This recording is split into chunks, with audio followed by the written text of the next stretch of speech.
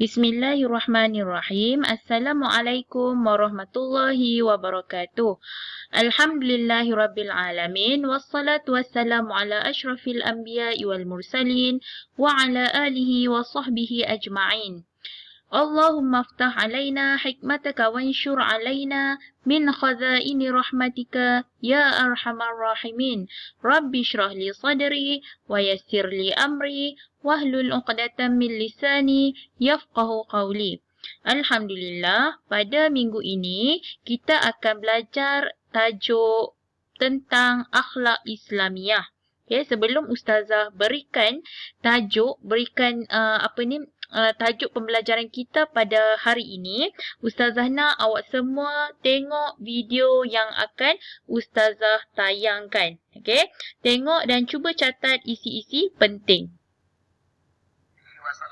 Rasulullah SAW bersabda, inna sesungguhnya mimma di antara nas kalimat kata yang ditemukan oleh manusia yang sampai kepada manusia sampai hari ini min kalamin nubuwatin ula, di antara kalimat-kalimat kenabian generasi awal. Banyak sekali kalimat yang dikeluarkan oleh Adam, Idris, Nuh, Saleh, Ilyas, Ilasa, Zakaria, Musa, Yahya, Isa, Daud, Sulaiman, Ayub, Zulkifli. Banyak kalimat dari mereka.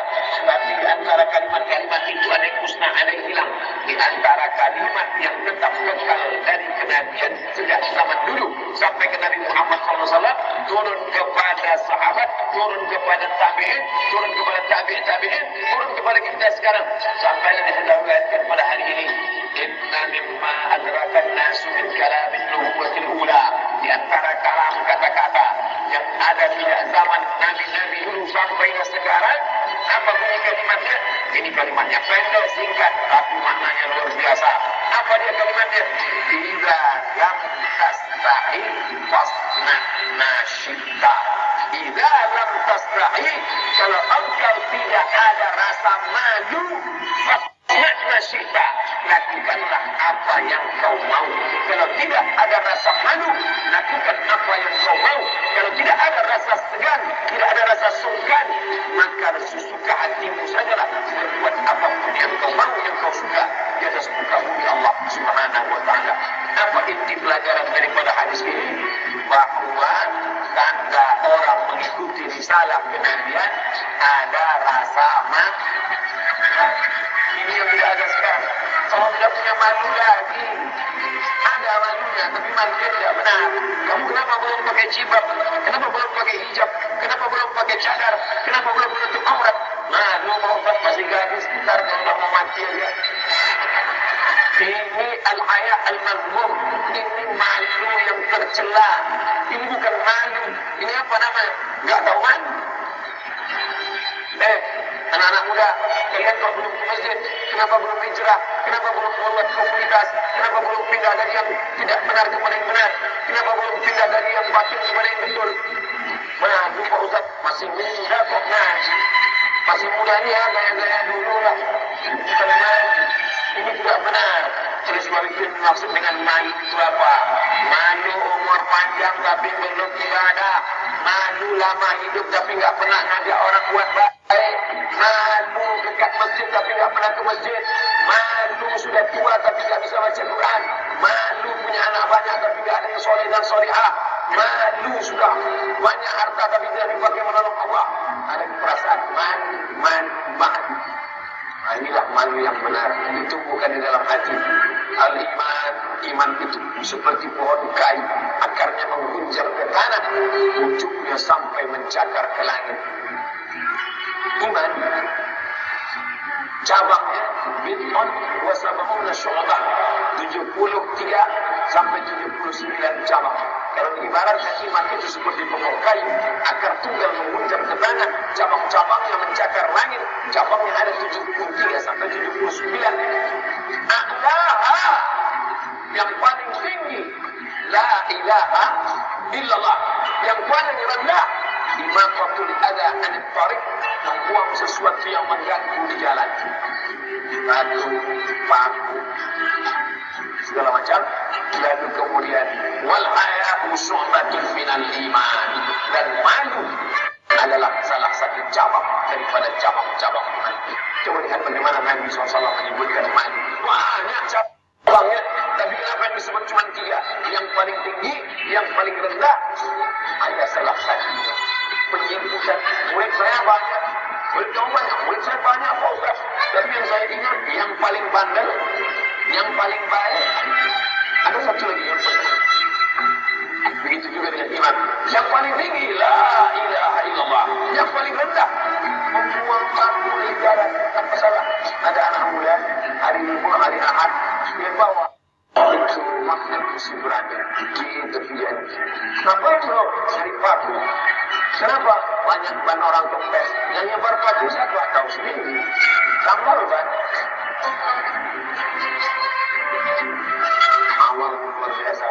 Amal sederhana, tapi inti imanmu. Dan ada salah satu di antara cabang iman, al-haya, malu, suhbatun minal iman. Malu adalah cabang daripada cabang iman. Malu itu letaknya di mana? Kalau ada orang tersipu malu, matanya bergelut. Oh, malu itu letaknya di mata ya? Ada orang malu, wajahnya merah. Sorerang, anak yang manis. Anak manis, janganlah dicium. Sayang kalau dicium, merahlah pipinya. Ternyata tanda malu anak kecil dicium merah pipinya. Oh, kalau begitu malu itu letaknya di pipi. Di mana sebenarnya letak malu itu? Ala fil jasadi mudghah. Ketahuilah di dalam jasadmu itu ada segumpal. Bila salat al-jasadu kulluh. Ustaz, menyebut segumpal bagi kiri menunjukkan sini. Oke, kita robakan. Ala fil jasadi mudghah. Di dalam jasad itu ada segumpal. Bila salat al-jasadu kulluh. Kalau yang segumpal itu baik, yang baik ikut menjadi baik. Wa idza fasadat, kalau segumpal itu rusak, yang baik ikut menjadi rusak. Di mana dia? Wahiyal qalb, di jantung sebelah kiri yang berdegup, yang berdetak, rasakan. Di sana letak iman, di sana letak ridha, di sana letak tawakal, di sana letak kekuatan, di sana letak benci, di sana letak marah, di sana letak hasad, di sana letak malu juga letaknya di sana. Makanya bersihkan hati, khusma safa dan makadar, ambil yang jernih, buang yang keruh. Tahalli, kosongkan dulu, kosongkan dari riya, kosongkan dari hasad, kosongkan dari sum'at, kosongkan dari takabur, kosongkan dari busuk hati. Setelah kosong, tahalli, isi dengan yang baik-baik, isi dengan ridha, isi dengan qanaah, merasa cukup dengan pemberian Allah, isi dengan zikir. Salah satu yang perlu kau isi di dalam jantung hatimu adalah Okey, baiklah. Semua dah dapat dengar ceramah yang diberikan oleh Ustaz Abdul Somad. So, apa isi penting yang dapat kita ambil daripada ceramah tadi? Okey, baiklah. Dalam ceramah Ustaz Somad tadi ada memberitahu tentang malu. Al-haya'u minal iman. Malu itu adalah sebahagian daripada iman. Jadi, pentingnya kita mempunyai sifat malu. Okey? Jadi, hari ini kita akan belajar tajuk akhlak dan juga adab. Pelajaran 24, tajuknya adalah malu perisai iman. Okey, kita akan belajar hari ini tajuk malu perisai iman. Siapa yang ada buku teks, awak boleh buka buku teks muka surat 184.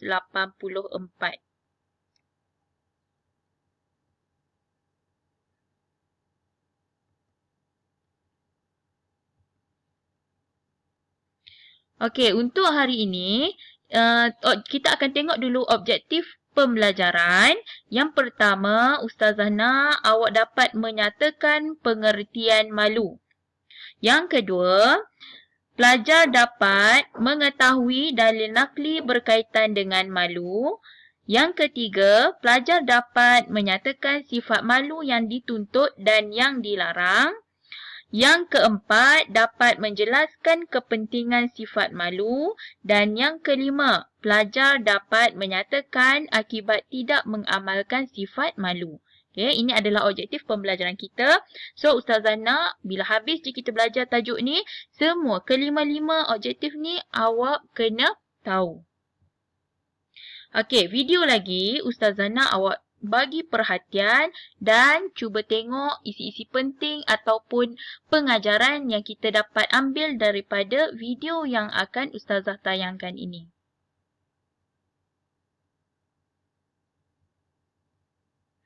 Nama aku Tasnim. Umur aku 14 tahun. Sekarang aku dah berubah. Aku dah tak macam dulu lagi.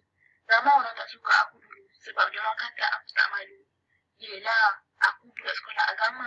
Belajar pasal malu tapi perangai aku macam tak ada sifat malu. Aku ingat lagi dulu. Akulah budak paling bising dalam kelas. Aku ada seorang je kawan. Dia perangai sama macam aku.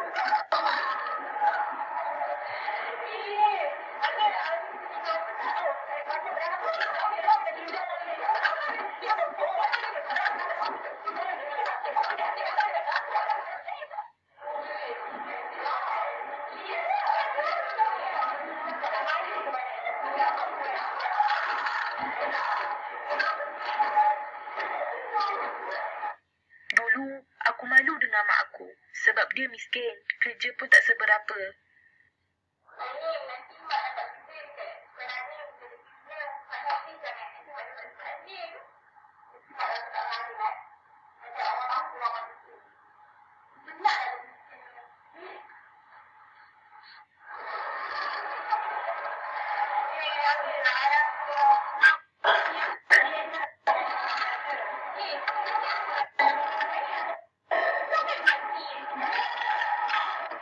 Aku tak boleh nak buat apa. Aku tak nak tahu aku tahu mak aku. So, aku buat tak kisah je. Benda yang paling teruk bagi aku adalah hilangnya malu aku dengan Allah, iaitu tinggalkan surga tu.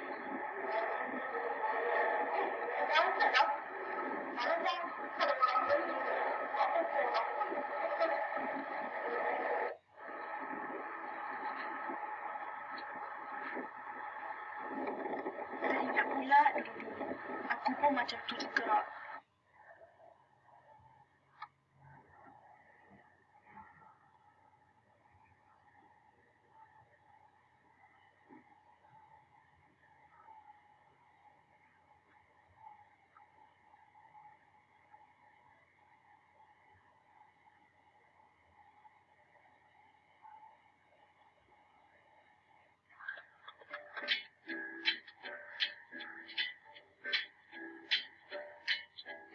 L is for the way you look at me. O is for the only one I see. V is very, very extraordinary. E is even more than anyone that you adore. And love is all that I need to you. Love is more than just a game for two. Two in love can't make it. Take my heart and please don't break it. Love was made for me. Satu hari, aku terdengar ceramah Ustazah Idris pasal kelebihan malu. Aku baru sedar yang selama ni aku tak ada sifat malu. Kalau ada pun, malu tak bertempat. Baru aku faham apa maksud orang lain bila dia orang cakap dia orang tak nak kawan dengan aku. Pada masa tu, aku mula berubah.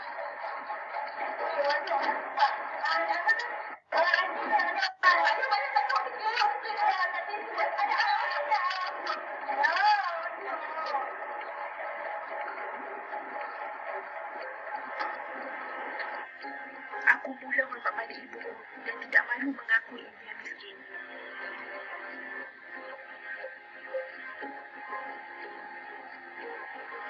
Yang paling menggembirakan aku ialah aku mula ada sifat malu pada Allah. Aku tidak lagi meninggalkan solat fardu.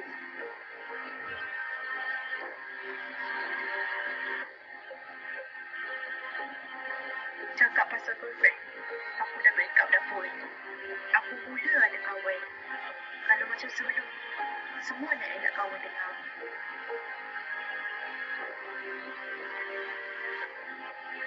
Dengan adanya sifat malu, aku baru tahu ada banyak kelebihannya. Ia adalah antara satu sebab yang akan menyebabkan aku berhati-hati dengan aku. Dan aku sedar bahawa Allah kita lihat perbuatan. Okey, baiklah semua. Tadi awak dah pun tengok video yang memaparkan seorang pelajar, okey, seorang anak gadis yang macam kamu semua juga yang bernama Tasnim ataupun kita panggil dia Anim lah, dia gelar dalam video ni namanya Anim. Okey, dalam video ni adanya sifat yang pertama sekali dia bagi tahu kita semua bahawa dia ni dulunya seorang yang kurang malu, kurang rasa malu, dan malu dia tu adalah malu yang tidak bertempat. Okay. Dan last kali bila dia dah ubah perangai, dia dah ubah dalam diri dia tu dah ada sifat malu. So bila last kali kawan-kawan semua dapat terima diri dia. Okay. So dekat sini memang sifat malu tu sangat penting bagi kita sebagai orang Islam, sebagai umat Islam. Sangat penting. Okay? Dan awak kena ingat, dia ada malu yang dituntut, iaitu kita kena malulah dalam certain condition ni. Dan ada juga sifat malu yang dilarang.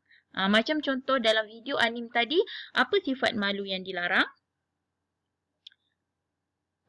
Dia malu bahawa mak dia tu jadi cleaner dekat sekolah. Jadi dia rasa malu. Yang tu adalah contoh sifat malu yang dilarang. Tak apa, jadi kita akan belajar dengan lebih lanjut apa contoh-contoh malu yang dituntut dan apa contoh-contoh malu yang dilarang.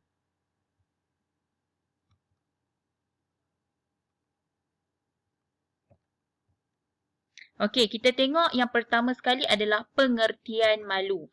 Okey, macam biasa dari segi bahasa, pengertian malu adalah kembali kepada perasaan fitrah dan rasa segan. Okey, itu maksud malu. Dari segi istilah pula, berasa aib atau perasaan tidak selesa untuk melakukan sesuatu yang buruk kerana tidak mahu dihina. Okey. Malu ni adalah perasaan yang tidak selesa. Macam contohnya kita duduk dalam sesuatu tempat. Kita seorang sahaja perempuan. Yang lain adalah lelaki. Dalam kelas contohnya. Awak duduk dalam kelas, awak seorang sahaja yang perempuan, yang lain semua lelaki. Adakah awak sebagai seorang perempuan nak tunggu juga kat situ? Of course lah tak, sebab kita rasa tak selesa dalam keadaan tersebut. Jadi kita akan melakukan sesuatu, iaitu kita akan keluar, pergi cari kawan perempuan dan sebagainya. Okay? Begitu juga kalau macam contohnya awak nak keluar pergi shopping ataupun keluar pergi beli buku dekat Giant dan sebagainya. So awak nak keluar tu, of course lah kita kalau orang perempuan, dia akan keluar dengan kawan sesama jantina. Lelaki keluar dengan lelaki, perempuan akan keluar dengan perempuan.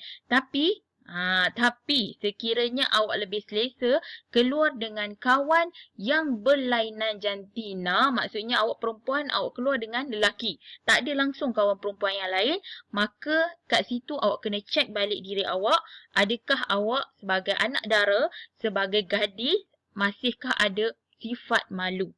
Okay, tak salah nak berkawan, tapi biarlah ada batasan dia, biarlah ada sifat malu tu. Okay. Okey, kita akan teruskan dengan dalil Nakhli berkenaan dengan malu. Okey. Dalil Nakhli sekali lagi Ustazah terangkan, dalil Nakhli ni adalah bukti. Okey, dalil tu adalah bukti, Nakhli tu adalah berdasarkan Al-Quran dan juga hadis. Okey, dalam paparan Ustazah ni, ini adalah firman Allah dalam surah Al-Qasas ayat 25. Okey. Semua tolong dengar baik-baik bacaan dan ikutlah sama-sama.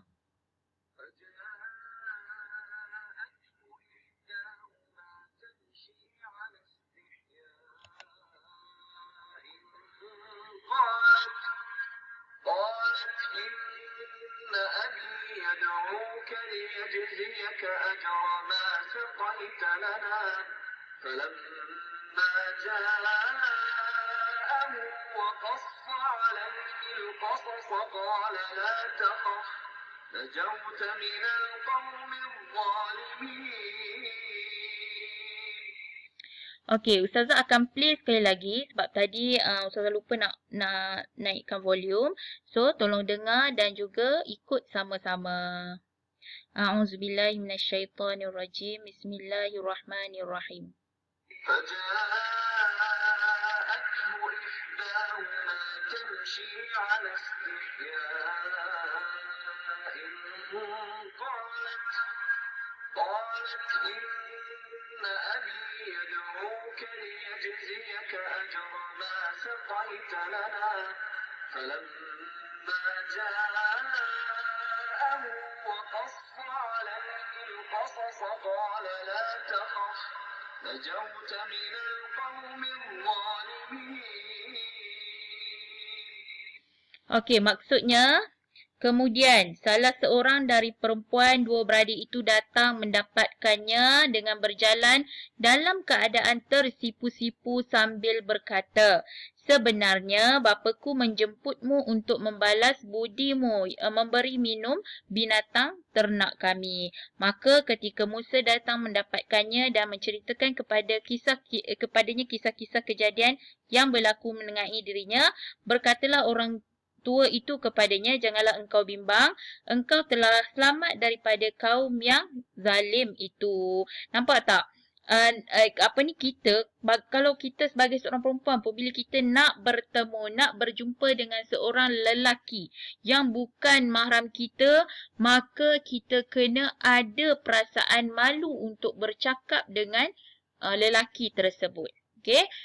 Sebab itulah malu ni sangat penting untuk kaum perempuan. Memang setiap orang perempuan kena amalkan sifat malu. Sebab bila kita kurangnya sifat malu, takut-takut ada perkara yang tidak baik berlaku. Bila kita kurangnya sifat malu, kawan-kawan yang lain kurang respect dengan kita. Okay? Jadi sangat penting sifat malu. Okey. Dalam satu lagi dalil nakhli, yang ni adalah ayat Al-Quran, surah Al-Qasas, dan satu lagi adalah dalam hadis daripada Ibnu Majah. Okay? Inna likulli dinin khuluqa wa khuluqul islamil haya. Okay? Maksudnya apa? Sesungguhnya bagi setiap agama itu ada akhlak. Okay? Dan akhlak Islam adalah sifat malu. Okay. Dan maksudnya malu ni adalah akhlak bagi setiap umat Islam. Tak kiralah laki ke perempuan ke, semua kena ada sifat malu. Dalam dunia sekarang ni, Ustazah yakin setiap daripada awak ada Facebook, ada Instagram, ada TikTok. Cuba awak tanya balik dalam diri awak. Setiap konten yang awak masukkan tu, ataupun setiap konten yang awak post, okay, awak masukkan dalam Instagram, Facebook ataupun TikTok awak tu, adakah memberi manfaat kepada semua orang?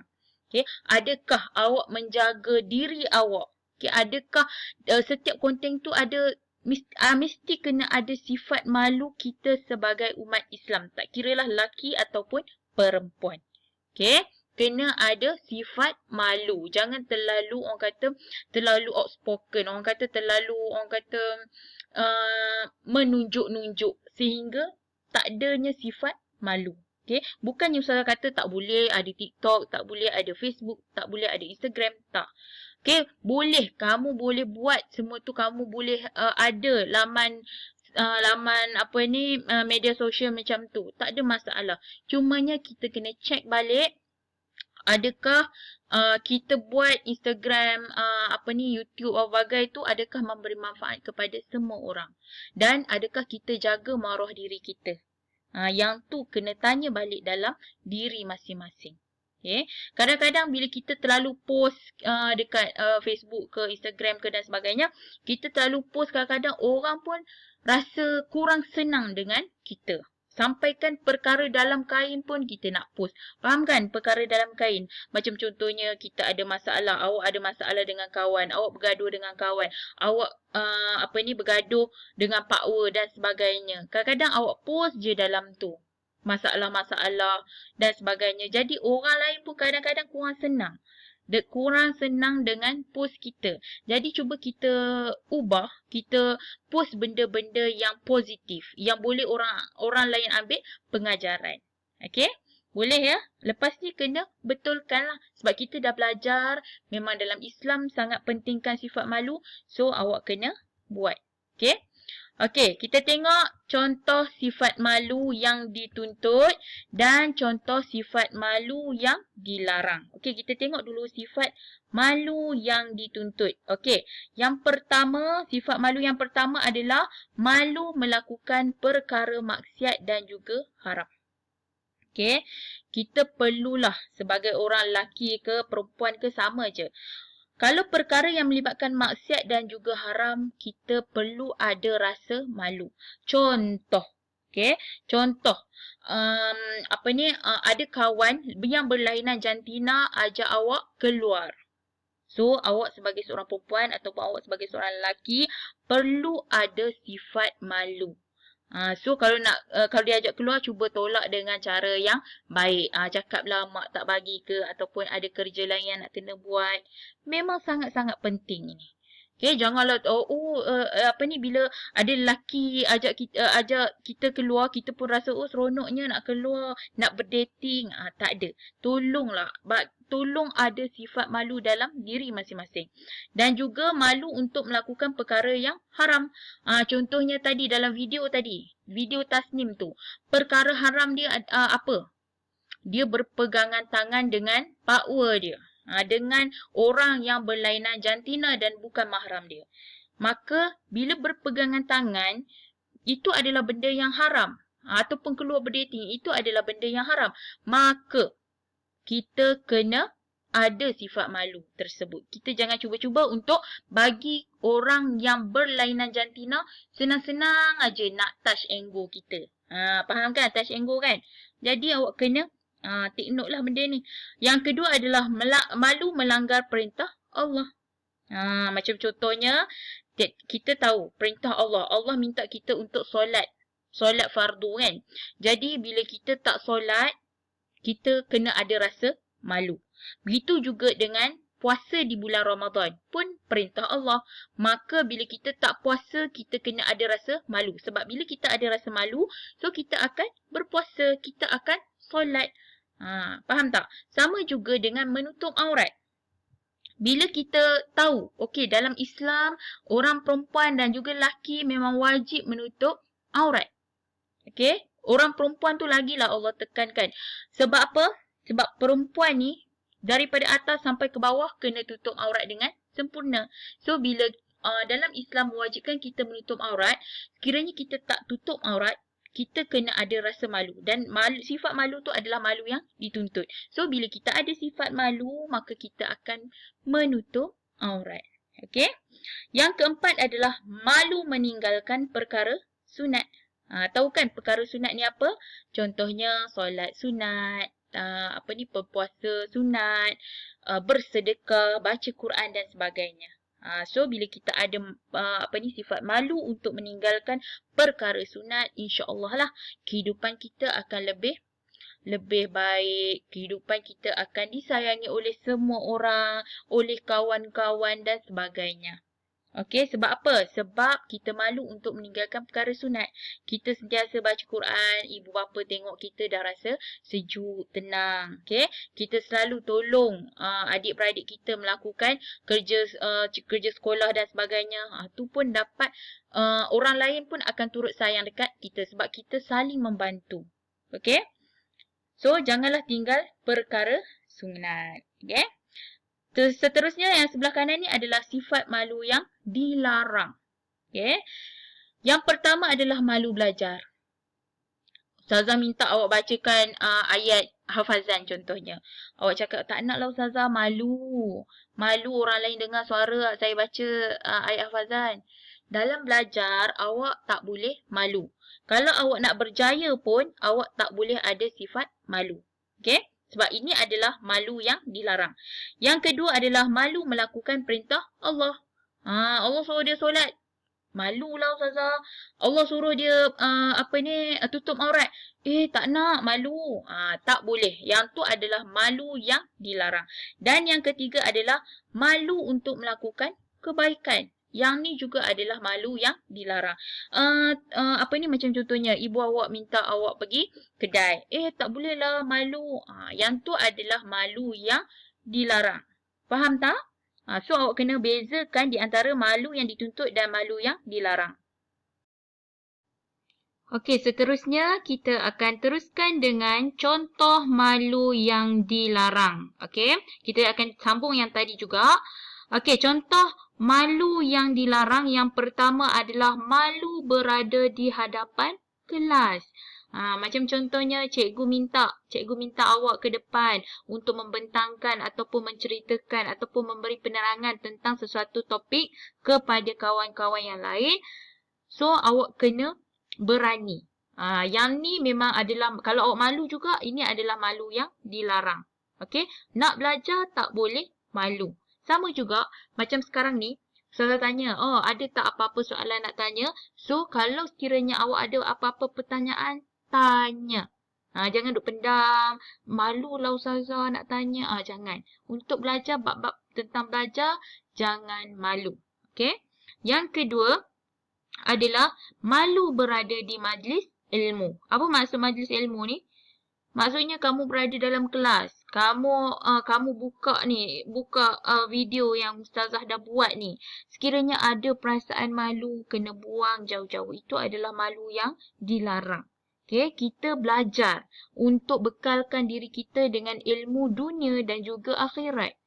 Jadi kenapa kita nak malu? Kita perlukan ilmu dunia ni dan juga ilmu akhirat. Kita perlu seimbangkan untuk kita bawa nanti bertemu dengan Allah. Untuk kita hidup dan juga untuk kita dah meninggal nanti. Sangat penting. Sebab itulah bab-bab belajar, tolong jangan ada sifat malu. Okey. Yang seterusnya, yang ketiga adalah malu menjadi imam solat. Malu untuk menjadi imam solat. Tak nak malu ya, kalau macam contohnya awak pergi surau ataupun masjid berdekatan dengan rumah awak. So, dia tahu awak ni adalah pelajar sekolah agama ataupun awak ni memang dah belajar tentang solat berjemaah, tentang solat Jumaat dan sebagainya. So, sepatutnya bila kita dah belajar sesuatu tajuk, awak kena apply. Faham tak? Awak kena aplikasi, awak kena amalkan. So, bila kita dah belajar, awak amalkan, insya-Allah kita akan rasa yakin untuk jadi imam, untuk jadi khatib yang membaca khutbah, kan? Kalau kita tak aplikasi, kita hanya belajar untuk jawab exam, maka kita tak akan dapat apa-apa. Kita tak boleh. Bila kita pergi surau ataupun masjid, orang suruh kita jadi imam, kita akan rasa rendah diri. Sebab apa? Sebab kita tak boleh. Kita tak, orang kata tak amalkan apa yang kita dah belajar. Sangat rugi. Okay? Yang keempat adalah malu bertanya.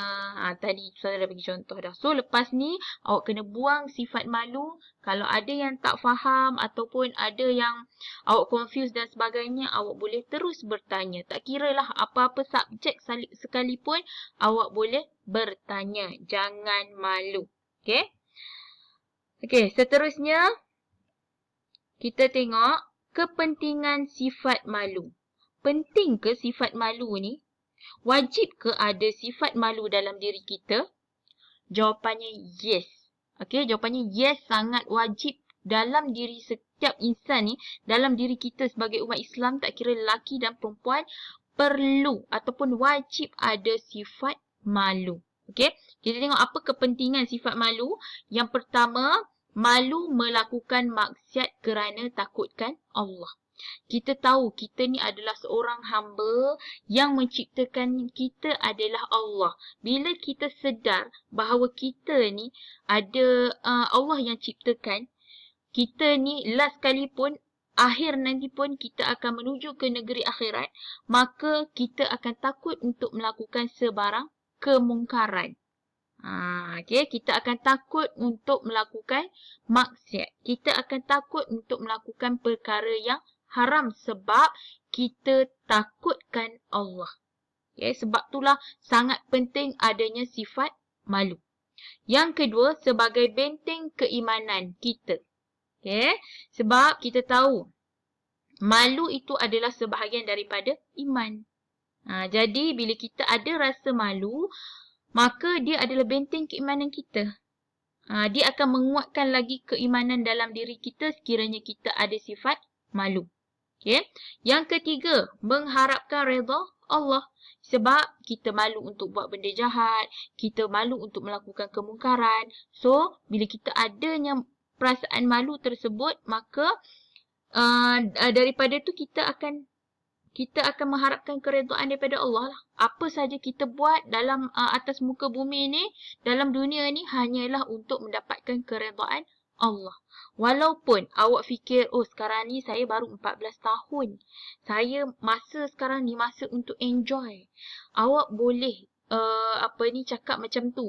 Tapi awak kena ingat, kita tak tahu tarikh last kali kita di atas muka bumi ini. Kita tak tahu kita due date kita atas dunia ni sampai bila. Maka bila kita tak tahu, kita kena sentiasa berwaspada. Okey? Kita kena sentiasa waspada. Sebab syarat kematian bukannya tua.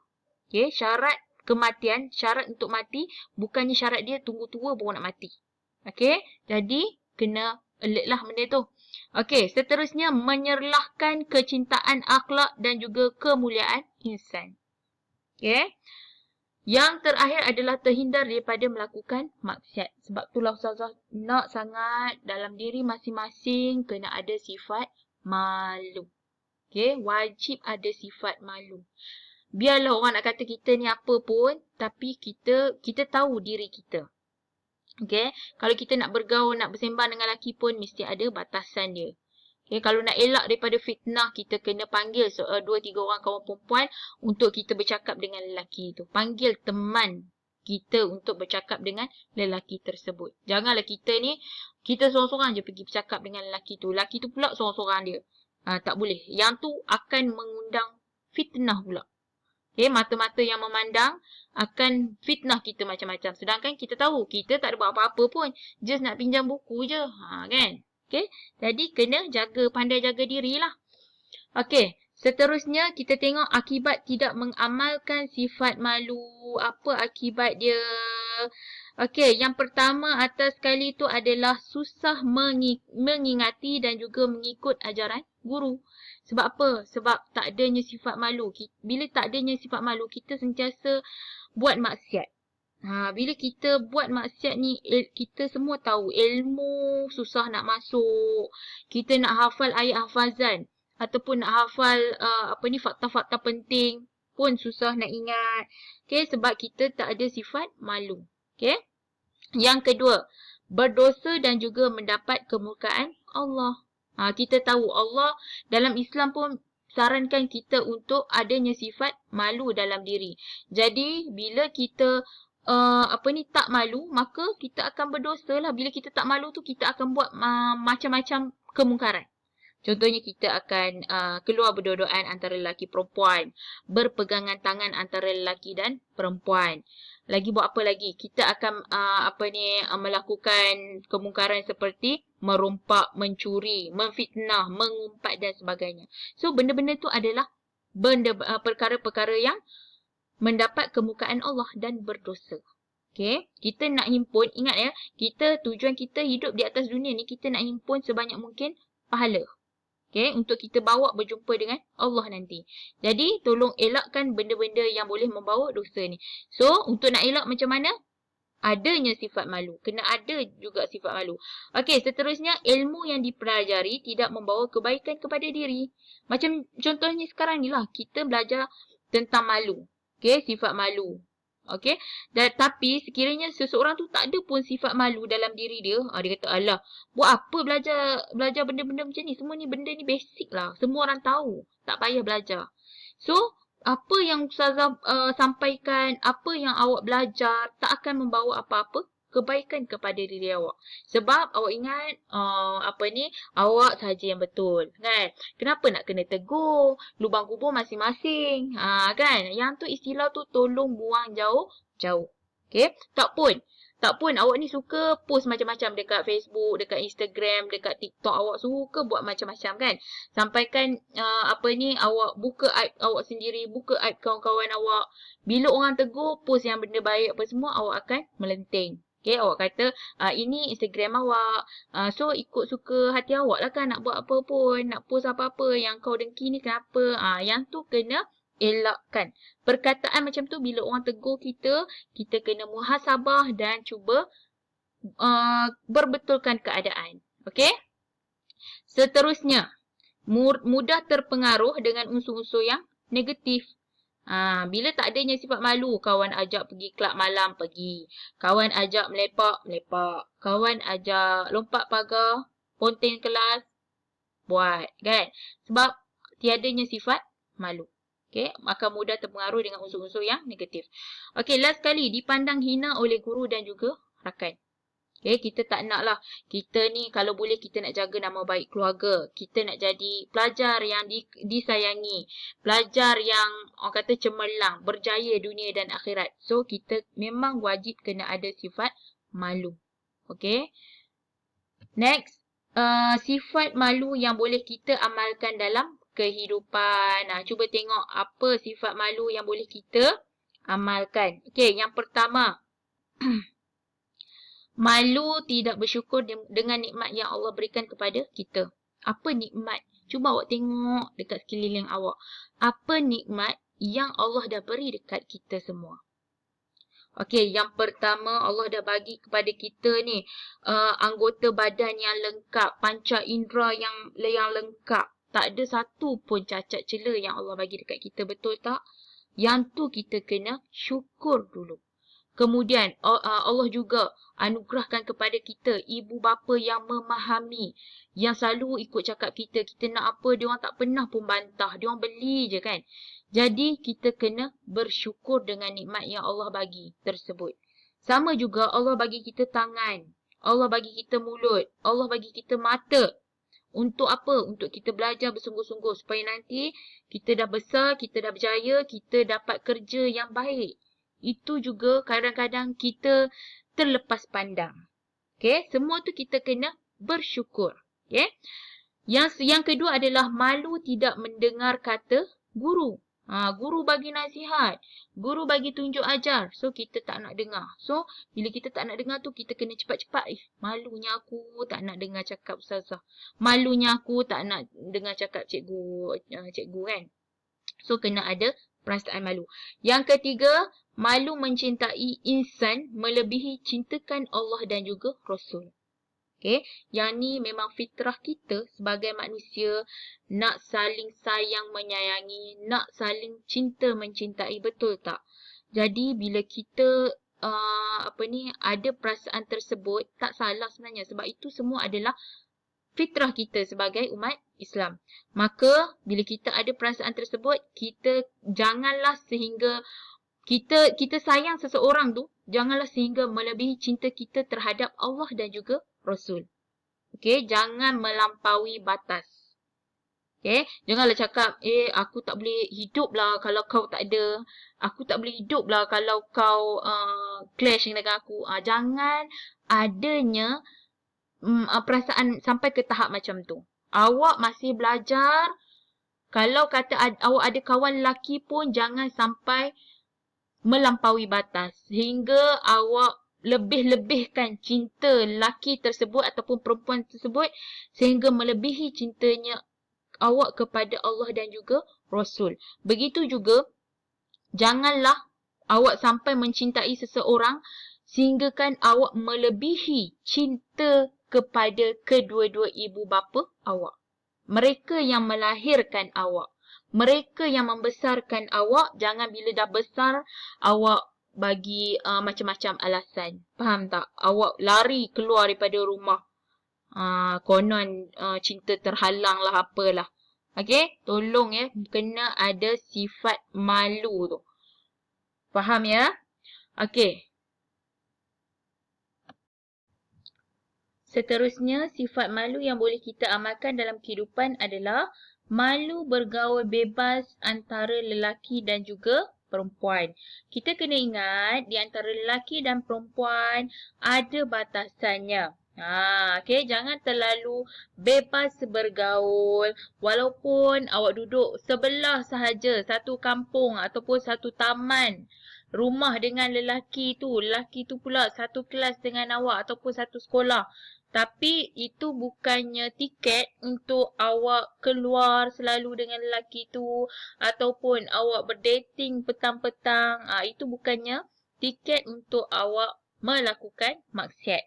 Okey? Jadi awak kena ada rasa malu untuk bergaul bebas di antara lelaki dan juga perempuan yang bukan mahram kita.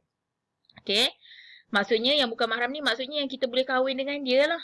Kalau macam contohnya abang kandung kita ataupun adik lelaki kandung ataupun kakak ataupun adik perempuan, yang tu tak ada masalah lah kalau nak bergaul bebas sebab itu adalah darah daging kita. Memang kita tak boleh nak berkahwin dengan mereka.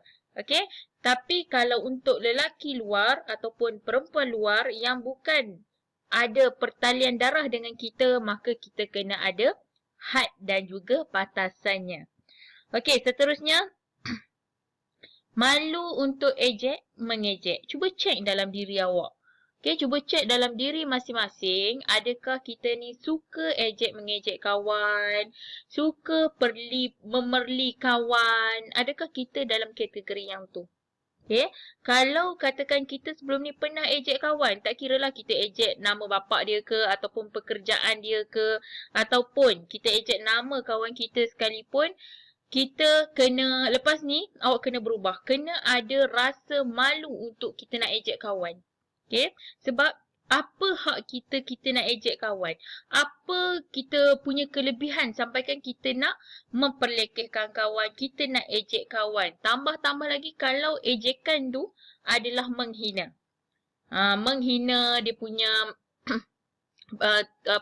menghina dia punya badan dia ke ataupun menghina dia punya pekerjaan bapa ke dan sebagainya. Apa hak kita? Apa kelebihan kita sampai kita nak kena ejek kawan kita? Kita kena tanya balik.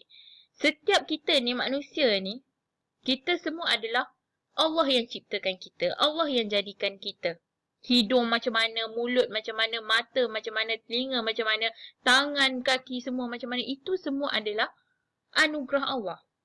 Kalau katakan awak ejek kawan awak contohnya kawan awak tu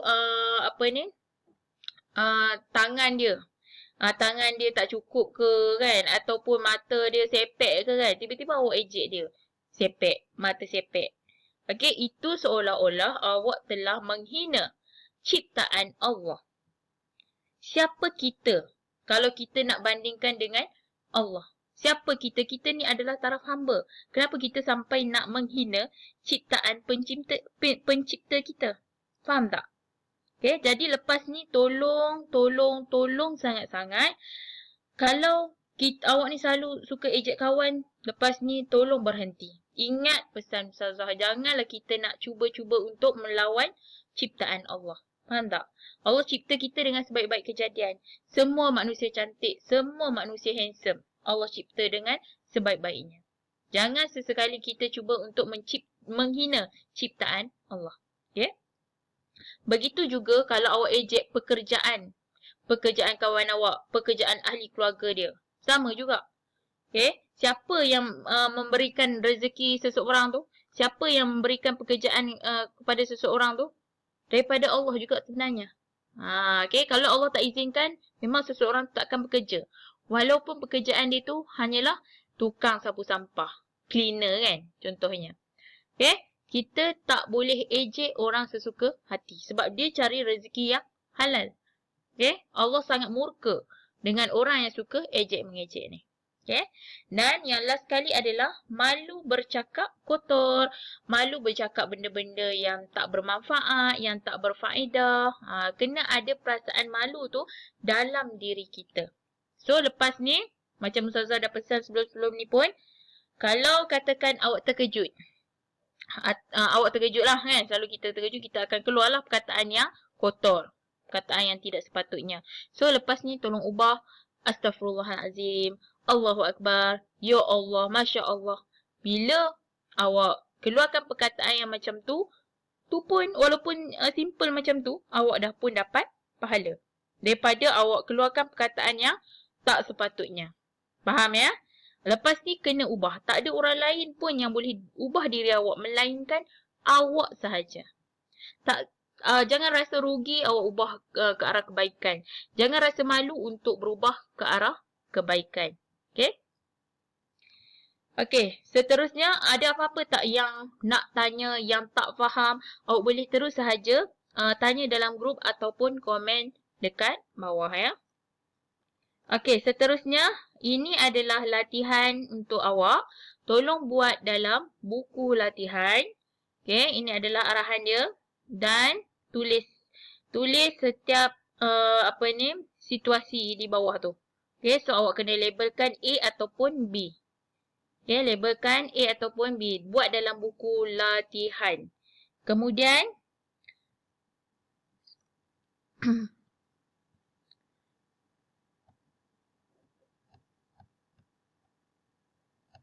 okey, next. Soalan yang seterusnya. Tolong buka muka surat 190. 190 buku teks ya. Awak tengok soalan nombor 6 dan soalan nombor 7. Ada dua soalan kebat. Muka surat 190 pun Ustazah nak awak buat dalam buku latihan. Yang pertama, tadi awak buat yang ni. Okey, latihan pengukuhan ni. Kemudian yang kedua, awak buat latihan kebat ni. Okey, soalan 6 dan juga soalan 7. Buat dalam buku latihan. Okey. Ustazah rasa sampai di sini sahaja dulu kelas kita. Kita akan tutup kelas kita dengan tasbih kifarah dan surah Al-As. Subhanakallahumma wa bihamdika. Ashhadu an la ilaha illa anta. Astaghfiruka wa atubu ilaik. Wal-'asr. Innal insana lafi khusr. Illa alladhina amanu wa 'amilus salihati wa tawasaw bil haqq wa tawasaw bis sabr.